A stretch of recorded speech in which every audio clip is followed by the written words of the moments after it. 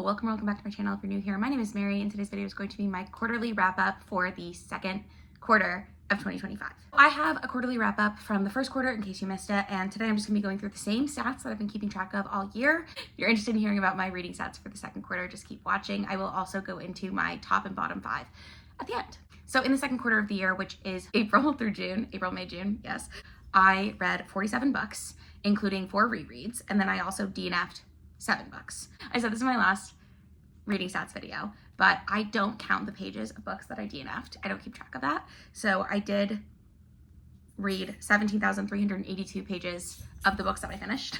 And then there was some DNFs. Some DNFs happen at like 1 page, and then some DNFs happen like halfway through the book. So it just kind of depends, and I wish I kept track of that, but I always forget to, so I don't really do it. I read books published between the years 1996 and 2025. I was pleasantly surprised with myself. I read 9 2025 releases in the second quarter of the year. I feel like that's a lot of new releases, especially like for me. I don't feel like I normally read that many new releases, but it's genuinely because when books that I'm interested in pop up at my library, I put them on hold immediately and then just take them out when I can. So I was really surprised that I'd read that many new releases. The oldest book that I read from 1996 was White Boy Shuffle by Paul Beatty, which I've talked about a little bit. I've read it in a vlog and then I've like mentioned it here and there throughout. That's like a satirical book from the 90s, and then I have read books all the way up to 2025. So I read 1 book in 2010, 1 book in 2011, 1 book from 2012, 1 book from 2015, 1 book from 2016, 3 books from 2017, 6 books from 2018, 2 books from 2019, 4 books from 2020, 3 books from 2021, 7 books from 2022, 4 books from 2023, and 3 books from 2024, as well as 9 books from 2025. The genres that I've read from in the second quarter were fantasy, contemporary, mystery, thriller, horror, romance, literary fiction, sci-fi, nonfiction, and historical fiction, primarily horror, which surprised me. I read 8 horror books, and I know for a fact that 3 of those is the Newsflesh trilogy by Mira Grant, which I read. I reread book 1 and then read books 2 and 3. And then I also reread a Scott Hawkins book that I've talked about kind of ad nauseum, which I think is actually technically classed as fantasy, but I consider it more like horror fantasy, if that makes sense. I also read Night Bitch. I read a couple other things. I read a Josh Malerman book. So I was surprised because I don't feel like I'm typically a big horror reader, but I think I read a lot of things that kind of fit into that category. And then the second most popular categories are fantasy and romance. That is unsurprising to me. I read 8 horror books, 7 fantasy, 7 romance, 6 contemporary, 5 literary fiction, 4 nonfiction, 3 mystery thrillers, and 3 historical fiction. I was kind of surprised at the lack of mystery thrillers. I feel like mystery thrillers tends to be something that I read more than horror, but either way. I did read 2 books that were translated. One was translated from Spanish. No, both were translated from Spanish. One was Hurricane Season by Fernanda Melchor, which is by a Mexican author, and the other is The Unworthy by Agustina Bastarriga, which is a new release, yay, and is by an author from Argentina. I forgot to do the settings, but I read books set all over the US and all over the world. I read at least 1 book set in London. I read several books. I read at least 2 books set in London. I read books that were set in various places in the US. I read books that were set in post-apocalyptic futures. I read a book that was set in Vietnam. So lots of settings. I forgot to put that stat in here, so that was my bad. I read 10 books that I would consider to have queer rep, and for me that typically means like one of the main characters or one of the like main side characters is LGBTQ plus, right? So that tends to be what I consider queer rep. It doesn't for me have to be a big part of the book, and it doesn't have to be the main character, but it does have to be more than just like an insinuation, if that makes sense. Like you can't just say like, oh, that guy has a gay uncle. I don't consider that queer rep. For my author stats, I read 7 books by male authors and 40 books by female authors, which is pretty standard for me. I also read 35 books by white authors, 2 books by Black authors, 1 book by an Indigenous author, which was Alat's Way, and 8 books by other POC authors. For other country, I did read 38 books by American authors, 2 books by Mexican authors, 2 books by British authors, 1 book by an Argentinian author, 1 book by a Russian author, 1 book by a Puerto Rican author, 1 book by a Canadian author, and 1 book by a South African author. I read 4 books completely physically, 33 books completely using audio, 6 books completely using the ebook, and 4 other books that used a combination of those. So mostly that was the audiobook alongside an ebook or the audiobook alongside a physical book. For the demographics that I read from, I read 42 books for adults, 4 books for young adults, and 1 book for middle grade. And then for my ratings, my lowest rated book was a 2-star, and I had 1 2-star. I had 2 2.5 stars, 5 3 stars, 5 3.5 stars, 15 4 stars, 1 4.5 star, and 14 5 stars. It's an average of 3.7 stars. And I'm pretty pleased that all of my reading tends to be trending towards books that I like, because I'm DNFing a lot more. I didn't DNF a ton, I guess 7 books, which I think I DNF'd like 12 books in the first quarter, but I think DNFing books gives me the ability to like actually focus on things that I'm enjoying and not just like rushing through finishing things that I don't care about, which has been great. So my top 5 and bottom 5 is actually going to be like a top 5 and then bottom 3, because I'm going to talk about the below 3-star books that I read. I believe the 2.5 stars were both rounded up to 3 stars, but I could be wrong about that. I'll start with my bottom 5 just so I can end on a positive note. The lowest rated book that I gave this quarter was The Mountain in the Sea by Ray Naylor, and I mentioned this in my June wrap up. I would not have finished this book had it not been so highly recommended to me by one of my best friends. And so Antonia, if you're watching this, I'm really sorry I did not like this book, but it's like a sci-fi futuristic book, and there's a couple different characters that I could never quite get a grasp on how they were connected, but there's like a guy who is a human enslaved on this ship that's like being forced to fish, and it's an illegal slave ship because slavery is illegal in this world. And they stage a mutiny, and then after they mutiny the ship, they realize that the ship is actually in control of itself, and so they like have to fight against this like artificial ship. That was the most interesting part to me. We also follow a woman who is a scientist, and she's on this secluded island where all of the people have been kicked off because it's like being preserved. There is this colony of octopi, and they've discovered that these octopi have language and a culture developing, and so they're like developing this like very highly intelligent life, which we previously only thought that humans had, if that makes sense. And so she's studying that alongside an android, and he's like very humanoid. There's a lot of conversation about like what makes someone a person, does consciousness make you a person, etc. I've talked about this again in my wrap up. I don't like android books. I don't like robots in books. I just don't care about artificial intelligence in books. It's not something that interests me. I know a lot of people find it interesting.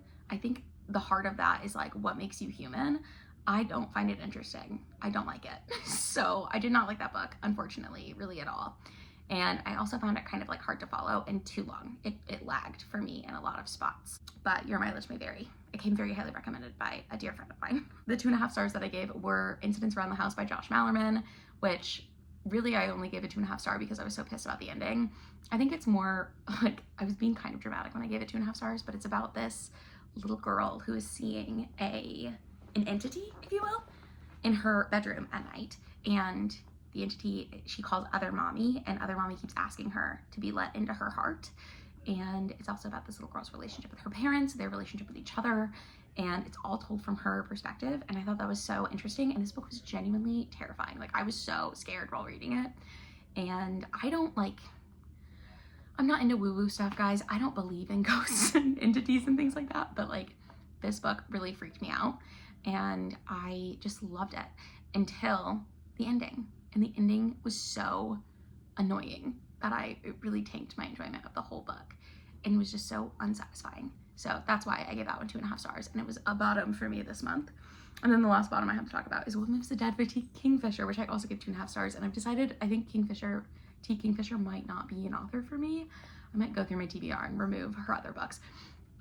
Well, I kind of want to read more, I don't know, more of her like fantasy, not horror, if that makes sense. Because I just don't really care about her horror books. But this is a retelling of The Fall of the House of Usher, which in fairness, I have not read. But it's just like a very short horror book about this soldier who returns to the childhood home of a friend of his because his friend's sister, I think, is sick with this weird disease. And then they see all this weird stuff happening around the property, and there are these rabbits that are dead, but they're still moving, and it's like about that. And I didn't care for it at all. So it just really wasn't for me. I didn't care about anything that was happening. And yeah, I don't know. It has a sequel and I don't know that I'll be reading it. I just don't care about it. Now going to my top 5, starting from the bottom and moving up. The 5th best book that I read in the second quarter was We All Live Here by Jojo Moyes. We All Live Here by Jojo Moyes. I've talked about this kind of a lot recently. I did buddy read this with my mom, so it took pretty much the whole second quarter to read, but we did finish it while she was up visiting me, which was very fun. This is the story of Lila, and Lila is a recently divorced woman living in London. She has 2 daughters who are 16 and 8, I believe, and her ex-husband had a mistress, and that's why they got divorced, and now his mistress is pregnant. And it's a woman whose kids go to the same school as Lila's kids, or kid, I guess she only has one son, but like he met her at school pickup. And so Lila does her pickup for her daughters now and always sees this other woman there getting her son, and this other woman is now pregnant. And Lila also still lives in the like family home, but things are falling apart. She doesn't have a ton of money. She's a writer, and so she's trying to write a new book to like get an advance to pay her bills. And her mother, speaking of bills, her mother died. And so her stepdad, Bill, has moved into her house with her to help. And he's helping her take care of the kids, but it's also like he doesn't want to live alone. And then her biological dad, Gene, who she hasn't seen in 20 years maybe, shows up kind of out of the blue. And he's an actor who's been living in America since he left her mom. And he's just not really able to. He was basically in what is like kind of like Star Trek or Doctor Who or something like that. And so he's kind of a household name for older people, but he never really got any other roles besides that. So he's trying to get back into the acting thing, and he moves in with Lila as well.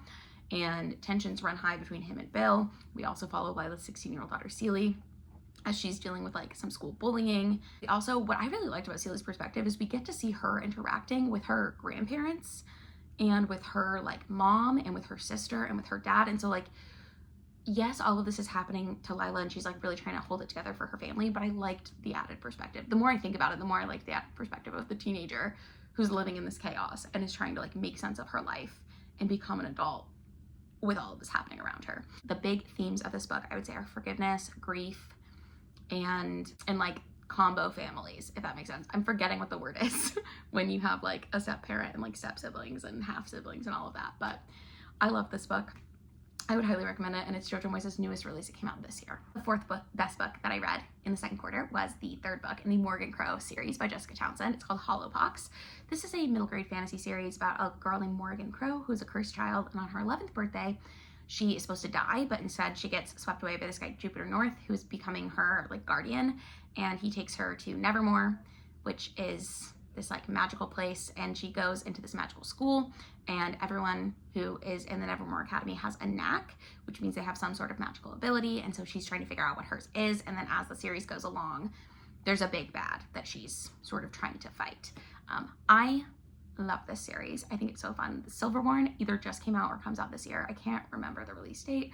It is on my list to read at some point, but I'm very glad that I'm continuing in this series, and I hope to continue to love it. The 3rd best book that I read in the second quarter was Weather Girl by Rachel Lynn Solomon. This is a contemporary romance, like a rom-com, workplace rom-com. If you've ever seen the movie Set It Up, it's similar to that, wherein we're following Russell is a sportscaster at this news station. I can't remember her main female character's name, which is kind of mind-boggling to me right now, but she is a weather girl at this news station. She's one of the meteorologists. And both of them, the head of the station is this guy who is divorced now from the like head newscaster for the weather, the head meteorologist. And since this couple has gotten divorced, they still work together, but they make it miserable for everyone because they're always fighting with each other. And so because they're always fighting with each other, our main character are trying to set them back up together and trick them into like rekindling their romance, so that in the hopes that it'll like calm down the workplace once they're back together. And while they do this, they fall in love with each other. Russell is a single dad, which is a trope that I like, apparently. And I just really enjoyed this book. He's also a what do they call, like a plus size male character? I don't know what they call that, but you don't see that in romance a lot. And I really enjoyed him. He's like very funny, a little self-deprecating, like not exactly what you would expect, but like so sweet and so good with the female main character. I loved it. The second best book that I read in the second quarter of the year was Oathbringer by Brandon Sanderson. I won't go into this one a ton because it is the third book in a series, but it's the third book in the Stormlight Archive series, which is this like super expansive fantasy series by Brandon Sanderson, where you're following a bunch of different perspectives from during the time of this like war that's happening. And the war is between the Alethi and the Parshendi, which are these two races on this planet. There's other races there too, but it's also about like gods. And as the series goes along, you're learning about how the magic that they have came to be, how they lost it, and how they might be able to get it back. I hope that makes sense. I'm terrible at explaining this series to anyone who asks because I've forgotten what is a spoiler at this point.